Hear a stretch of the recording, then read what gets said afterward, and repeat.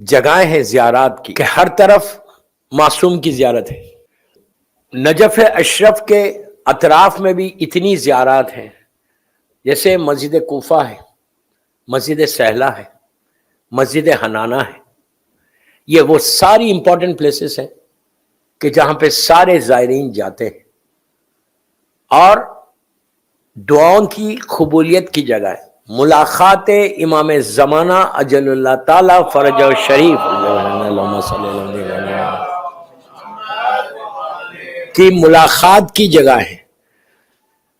لیکن میں ایک بات پھر آپ کو واضح کر دوں کہ نجف اشرف میں ابھی بھی اتنی اور خاص جگہیں ہیں مولا کے روضے میں۔ علامہ ہلی اور مقدس اردبیلی تو آپ نے سن لیا جو بالکل قریب ہے مولا کے۔ اس کے علاوہ بھی شیخ توسی کے حالات میں نے بیان نہیں کیے، لیکن ایک ایسی پرسنالٹی اور مولا کے روضے کے اندر دفن ہے جو آج سے ناٹ مور دین 100 ایئرس، 100 سال پرانے ہیں، لیکن یہ ایک ایسی شخصیت ہے کہ جن کا ذکر کیے بغیر میں آگے بڑھنا بھی نہیں چاہتا، لیکن زیادہ بڑا نہیں ہے، ان کے کئی واقعات ہیں، لیکن ایک واقعہ سے بیان کرتا ہوں کہ وہ ہستی ہے کہ جنہوں نے زمانے کے امام سے ڈائریکٹ ملاقات کی۔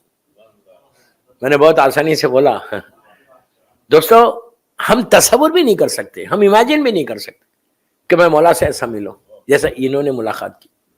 چھوٹی بات نہیں ہے، بہت بڑی بات ہے کہ اس دور کے فرزند زہرا سے ملاقات کرنا، اس سے بڑا آنر نہیں ہے ہمارے لیے کہ امام سے کوئی ایسے ملاقات کرے۔ اگر آپ وادی السلام کی طرف سے آئے اور جیسی مولا کے روضے میں انٹر ہوتے، اب کی جانا انشاءاللہ زیارات پہ، تو جو چیزیں میں نے بتائی اس پہ غور کرنا، ان کی لحد پہ مولا کی زیارت کر کے ان کی لحد پہ ضرور جانا۔ پہلی زیارت مولا کی کرنا، پہلے امام علی کے روضے میں جانا، مولا علی کے روضے میں جب جانا تو اب ایک اور آپ کو عمل دیتا کہ امام علی کی ایک زیارت ہے جو بڑی مخصوص زیارت ہے، اور ہر جگہ یہ زیارت موجود ہے، ایون ڈیوائن پل کے اوپر یہ زیارت ہے امام علی علیہ السلام کی، اور سب سے زیادہ ریکمنڈڈ زیارت مولا کی جیسے مولا حسین کی کئی زیارت ہے، زیارت اربعین ہے، عاشورہ ہے، وارثہ ہے، کئی زیارت ہے، نیمہ شعبان کی ہے، روز عرفہ کی مولا حسین کی زیارت ہے، لیکن ہر زیارت کی ایک امپورٹنس ہے۔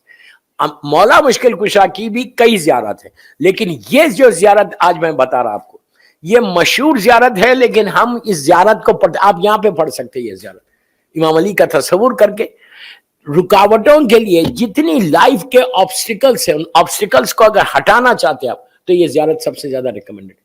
اور یہ زیارت چوہتے امام سے ہمارے پاس آئی۔ چوہتے امام جب اپنے جد کی زیارت کو جاتے تھے تو اپنی رخسار کو مولا کی لحد پہ رکھ کے سلام کرتے اور کھڑے رہ کے یہ زیارت پڑھ۔ اس زیارت کا نام ہے زیارت امین اللہ، بہت مشہور زیارت، میں کہہ رہا نا ڈیوائن پل کے اوپر یہ زیارت موجود ہے۔ تو یہ 5 دن یہ زیارت پڑھو، زیارت امین اللہ، یہ نیت کر کے پڑھنا میری یہ دعائیں ہیں، مولا آپ اس زیارت کو قبول کر کے میری حاجات کو پورا کرو۔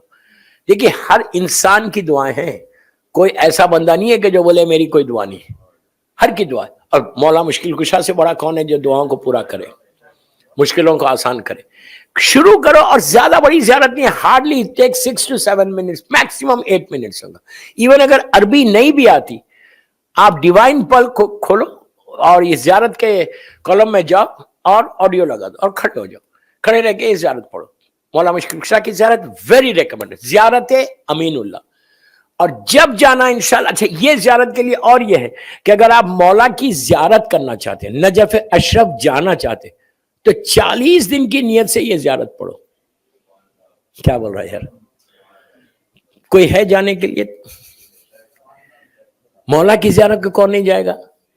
یہ خواہش کو پیدا کرو کہ مولا مجھے آپ کی زیارت نصیب ہو۔ یہ مت سوچو کہ پیسے نہیں ہیں، اللہ مسبب الاسباب ہے اور یہ اسباب کو پیدا کرنے والا ہے۔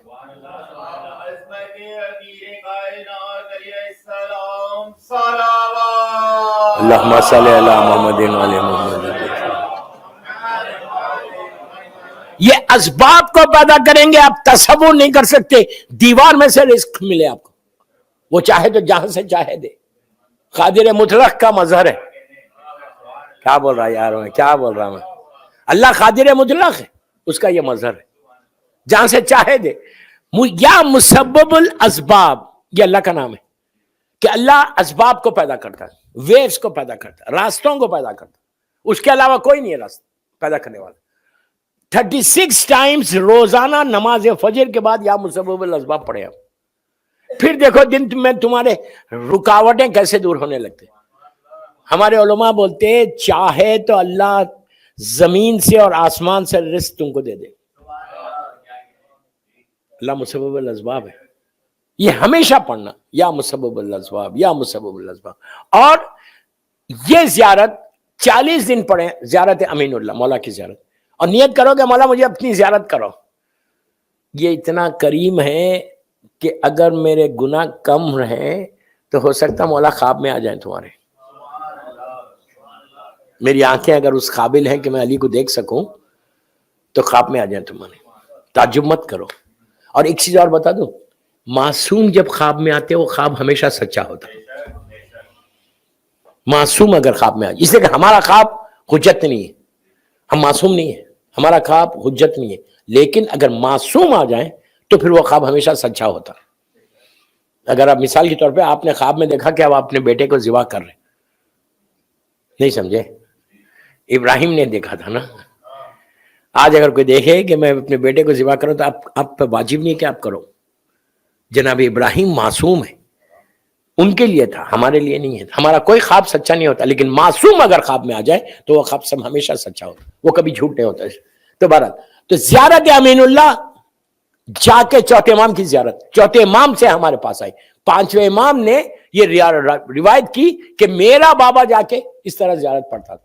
تو اب نجف اشرف کا وہ حصہ کہ جب وادی السلام سے آؤ تو جیسی آپ وہ کمان میں انٹر ہوتے, انٹر ہونے کے بعد آپ صحن میں آ جاتے, تو رائٹ سائڈ کے اوپر, لیفٹ سائڈ کے اوپر یا رائٹ سائڈ کے اوپر اتنی بڑی ایک پورٹریٹ لگی ہوئی, تصویر لگی ہوئی. اس بندے کا نام ہے شیخ مرتضی انصاری. جو میں نے لسٹ دی ہے جن لوگوں کو نماز شب کے لیے, اس میں ان کا نام ہے شیخ مرتضی, سید نہیں ہے, شیخ ہے. یہ اتنا زبردست عالم تھا, زبردست عالم. بس ان کا واقعہ سن لیں, زمانے کے امام کا, نجف اشرف کا واقعہ, اس لیے پڑھا, اور وہ وہیں پہ دفن ہے.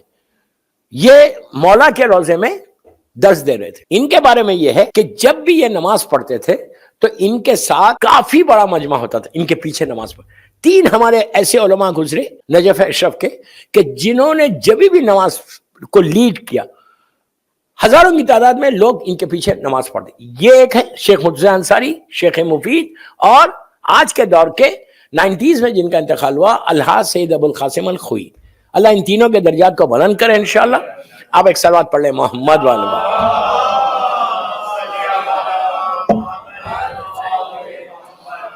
شیخ مرتضی انصاری کا واقعہ یہ ہے کہ وہ نجف اشرف میں درس دے رہے تھے اور کئی سو طلباء اسٹوڈنٹس بیٹھے ہوئے تھے سامنے. اتنے میں دیکھا کہ ایک شخصیت, ایک پرسنالٹی ان کے درس میں انٹر ہوئی. وہ جیسی انٹر ہوئی دروازے سے, جیسے میں یہاں لسٹ پڑھا, وہ اسی طرح پڑھ رہے تھے. دروازے سے ایک پرسنالٹی, ایک شخصیت انٹر ہوئی جن کی شان, جن کا روب اور دبدبا ایسا تھا کہ پیچھے سے مجمع خود بخود اٹھنے لگا. جیسی وہ انٹر ہوئے لوگ خود بخود اٹھنے لگے. یہ آنے والا نہیں بول رہا تھا کہ اٹھ جاؤ, یا راستہ نہیں دیکھ رہا تھا, وہ انٹر ہو کے ادھر ان کے ممبر کی طرف آ رہے, پورا مجمع کھڑا ہو. روب اور دبدبا اتنا تھا, شان اور شوکت اتنی. وہ آئے, نیچے بیٹھے, بیٹھ کے انہوں نے کہا شیخ سلام علیکم. انہوں نے جواب سلام دیا. اب پورا مجمع خاموش ہے, میری طرف دیکھو. انہوں نے کہا کہ شیخ کیا میں کوئی سوال کروں؟ انہوں نے کہا پوچھو.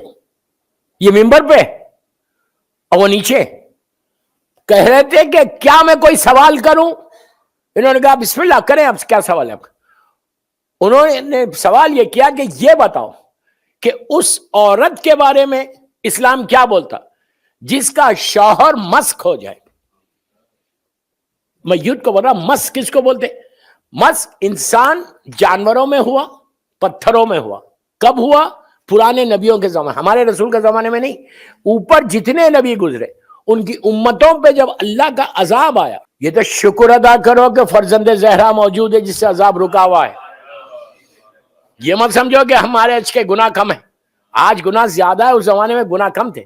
نافرمانی جتنی تھی تو اس زمانے میں کیا ہوتا تھا، وہ نبیوں کے زمانے میں کوئی جانور میں بدل گیا، کوئی پتھر میں. ایک عجیب عذاب تھا اللہ کا. انسان ہے لیکن پتھر بن گیا، انسان ہے لیکن جانور بن گیا. بہرحال تو انہوں نے یہ پوچھا کہ اگر کسی کا شوہر، غور سے سنو، کسی کا شوہر مسخ ہو جائے تو اس کی بیوی کیا کرے؟ کیا کرے بیوی؟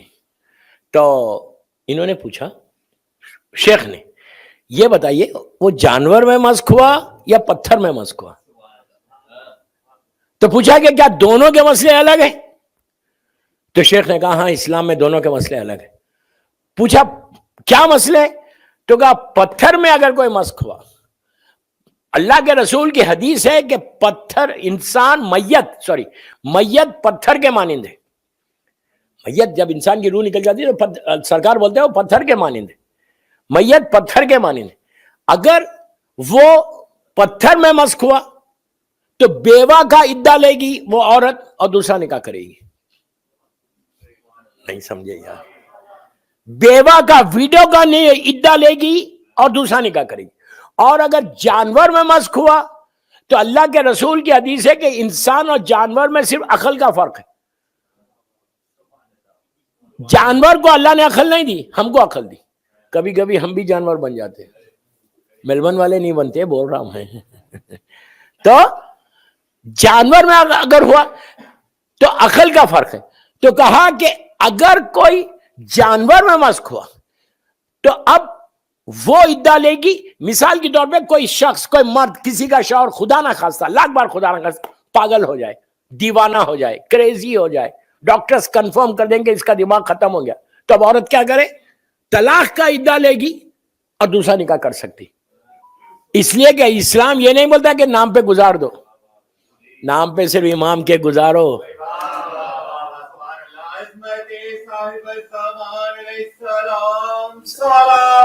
اللہم صلی علی محمد وعلی محمد.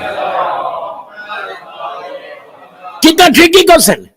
کہا کہ اگر جانور میں مسخ ہو گیا تو وہ طلاق کا عدہ لے گی اور دوسرا نکاح کرے گی. اس کے فوراً بعد شیخ نے ان سے کہا لیکن آپ جو یہ سوال کر رہے آج کے زمانے میں تو پاسبل ہی نہیں ہے. آج کے زمانے میں یہ پاسبل ہی نہیں ہے. پوچھا کیوں؟ تو کہا وہ امت مرحومہ پرانی امتوں کے لیے تھا، آج تھوڑی. تو کہا کیوں؟ تو کہا اللہ کہہ رہا ہے کہ میرے حبیب جب تک تم ان کے درمیان میں ہو میں عذاب نازل نہیں کروں گا. سمجھے بات؟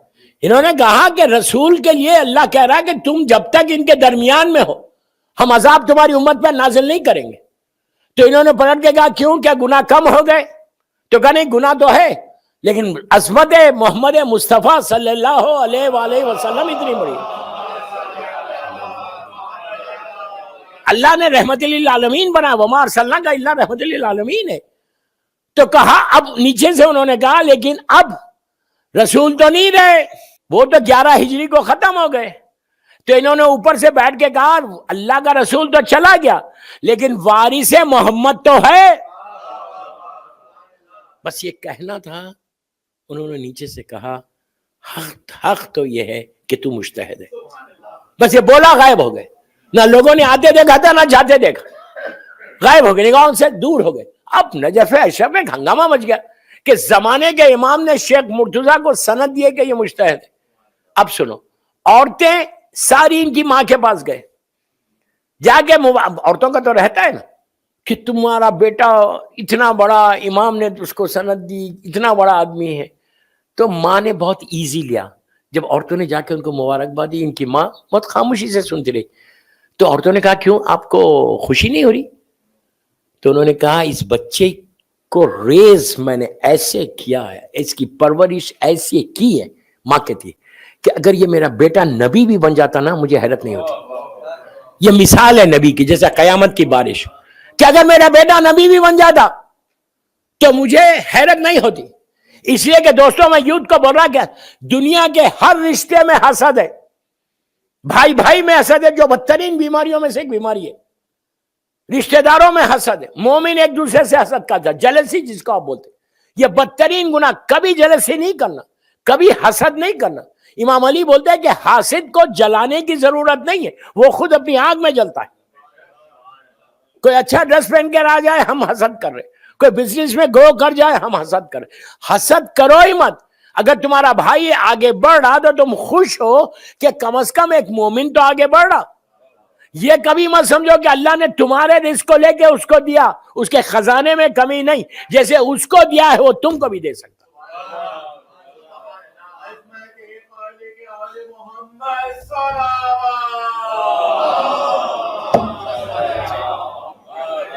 تم کو بھی دے سکتا۔ کبھی حسد نہیں کرنا۔ دنیا کے ہر رشتے میں حسد ہے سوائے ماں باپ کے رشتے میں۔ یہ اتنا پاکیزہ رشتہ ہے کہ یہ لوگ کبھی حسد نہیں کر سکتے۔ اولاد آگے بھی بڑھی تو باپ بھی خوش ہو رہا، ماں بھی خوش ہو رہی۔ جب ان سے کہا تو ان کی ماں کہتی ہے میں نے ایسے اس کی ریس کیا ہے کہ اگر یہ نبی بھی بن جاتا تو حیرت نہیں ہوتی۔ تو عورتیں بڑی بگڑی، عورتوں نے کہا ہر ماں اپنے بچے کو ریس کرنے میں احتیاط کرتی، آپ نے کیا کیا؟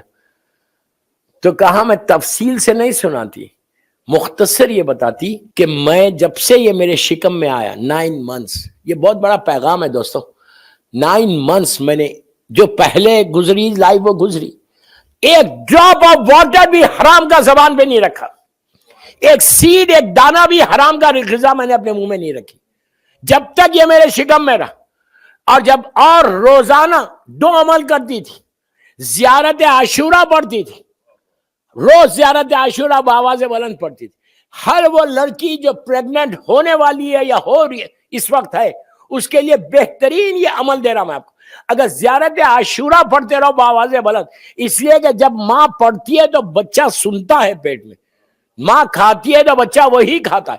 حلال کھلاؤ، عاشورہ پڑھو کہ دنیا میں آنے سے پہلے عزادار حسین بن کر آئے۔ شیخ مرتضیٰ انصاری کے لیے ان کی ماں کا انتقال ہوا، نجف اشرف میں میت آئی، مولا کے روزے میں، ہزاروں کی تعداد میں مجمع، اور شیخ آئے، سر سے امامہ اتارا، گریبان کو چاک کیا، سر اور سینہ پیٹ کے رونے لگے بآواز بلند۔ تو لوگ قریب آئے، آگے کہا شیخ پورا مجمع آپ کو دیکھ رہا، سارے لوگ آپ کی تقلید کرتے، سارا مجمع آپ کو دیکھ رہا، ذرا سا آہستہ روئیے۔ 1 دفعہ بولا، 2 دفعہ بولا، پلٹ کے کہا سنو مجمع مجھے دیکھ رہا، اگر آج شیخ مرتضیٰ شیخ بنا ہے تو اس کی طرف سے، یہ ریگارڈ کرو ماں کے لیے۔ میں آج ٹاپک پہ ماں کا ذکر نہیں کر رہا، لیکن اگر آج تم فرش عزا پہ پنجتن میں بیٹھ کے مجلس سن رہے، اشیاء اربعین کر رہے، تو یاد رکھو یہ تمہاری ماں باپ کی طرف سے کر رہے تھے۔ ان کے حق میں دعا دو، اگر وہ پاک اور پاکیزہ نہیں ہوتے تو تم فرش عزا پہ نہیں آتے۔ اگر آج میں مجلس پڑھ رہا تو ماں کی طرف سے پڑھ، تو ہمیشہ respect your parents, don't raise your voice, اپنی آواز کو بلند مت کرو۔ میں آج ٹاپک میں نہیں چھیڑنا چاہتا ورنہ اسی ٹاپک پہ چلا جاؤں گا۔ تو شیخ مرتضیٰ انصاری وہ عظیم پرسنالٹی ہے کہ جو مولا کے روزے کے اندر دفن ہے، اور انہوں نے زمانے کے امام سے ملاقات کی، اور ان کی وجہ سے کئی ایسے مسئلے حل ہوئے کہ کیسے اولاد کو ریس کرنا چاہیے۔